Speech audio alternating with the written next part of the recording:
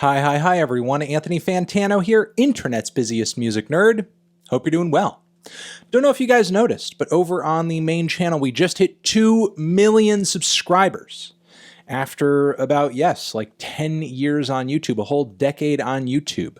My profile has grown to the point where I can legitimately say that I have millions of subscribers. Not millions and millions, but just millions. I got a fun email the other day on a topic that I think I've talked about a little bit in interviews here and there, but I haven't really put a pin on it in a larger video, and that is backlash, dealing with backlash. How do I do it? Since over the years that I've done what I do, and especially since I have grown the profile that I have, I do get quite a bit of backlash on very negative reviews, sometimes even positive reviews, and when I do get that, how do I deal with it? I would say at this point it's almost second nature for me personally, because I have been through so much backlash. I think my brain, or whatever part of it is in me personally that would maybe normally see backlash and recoil at it, that's really just been calloused over. And now as a result of that, I'm probably going to turn into a psychopath. But if I could go back to 2009, 2010, and give the younger version of myself some advice that I feel like I very much know like the back of my hand now, and I give this same advice to anybody watching this video, obviously, is as far as backlash goes, and you will get it, even sometimes for giving out what seems like the most obvious and vanilla of opinions, don't dwell on it and don't prioritize it as a rule of thumb. Now, that is not to say don't be aware of it and don't read it and don't take it in, because month to month I do read plenty of negative emails and negative YouTube comments and negative social media reactions. And some recent, bigger, maybe even more notorious examples are like Tyler, the Creator's Igor. I know some of you guys really love that record. It's your album of the year, but believe it or not, I actually got a lot of reactions initially, especially an email for my review of that album, saying, "There's no way you could like this record. It's bad. It's lo-fi. Given every review you've ever put out in the past, you should logically hate this record." I had one guy in a very lengthy email in response to the Igor review. I just didn't even respond to it because I was afraid that he wasn't doing too well.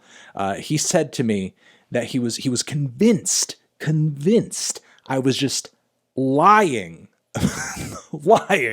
about liking Igor because it's just so objectively and on its face not a good album. I've had reactions for liking the new Billie Eilish record, the new Lana record, even the new Charlie record, saying, "Oh, Anthony, he just likes and listens to music for 16-year-old girls now." Of course, I had a lot of backlash and negative comments over the Hobo Johnson review, saying it's incel music, I'm in incel for liking it. But if you're not doing anything other than giving out opinions in the most professional or polite way possible, if you're not doing anything other than making art or just expressing yourself and not causing harm to anyone in the process, and you're still getting negative reactions, and you really care about the negative reactions and the backlash that you're receiving, first step and first piece of advice I would give you is try to, out of all of that mess, if you really do care about analyzing it and thinking about it and understanding it, is to try to separate, and this could be a good mental exercise for yourself personally,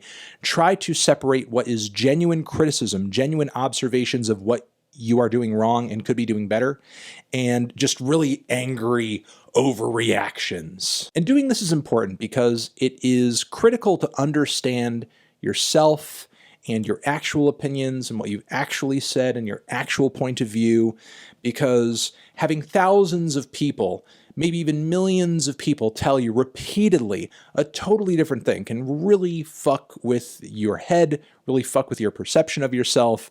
There was a long time where I got nothing but comments in regards to my Kanye-based content, where it was like, "You're a Kanye hater. You hate Kanye. You hate my beautiful dark twisted fantasy. You hate everything the man does. He just wants to live and make music. Why do you hate him?" When of course, like, that was absolutely not true. I have never hated my beautiful dark twisted fantasy, even in my most negative feelings toward that record, there are tracks like Power that I still very gladly would put like on a top hip-hop songs of the decade list because it's just that great of a song. Then, of course, you can get the same delegitimizing comments in the other direction, which I've received, like, "You're a Kendrick dick rider. You're just Kendrick's #1 fan. Kendrick could fart into a microphone and you'd love it." Then you also have the attacks on what viewers or people may perceive to be your person or something you're sensitive about. "Oh, you're bald. Oh, you're white. Oh, you're fat. Oh, you just sit behind a computer. Oh, you just review SoundCloud rappers." I'm not saying that these labels will apply to everybody watching this video if you yourself decide to make review-based content or really any kind of content, but what I'm trying to illustrate here is that people who don't like you, for whatever reason they don't like you, whatever illogical reason they don't like you that you really shouldn't care about, but still, they will just pick whatever it is the first thing they notice about you is and just latch onto that thing just to hurt you for the crime of essentially challenging their reality. And that's essentially what a lot of angry people on the internet are angry about, having their perceptions challenged. Really what I'm trying to do here is get you to understand where a lot of these reactions may be coming from, because backlash, more often than not, comes from an emotional place. And when someone's reacting to something that you've done in a very emotional and illogical way, especially if it's coming along with an attack on your person and outside of that there's no real substance to what the person is saying, understand that those types of criticisms, if you want to call them that, very much aren't as much about you as much as they're about the person launching that attack against you. And I say don't dwell on these types of comments for too long because you can't really do much with them outside of just let them get to you. And once you've done that, you're going to allow backlash, negative commentary, attacks, insults.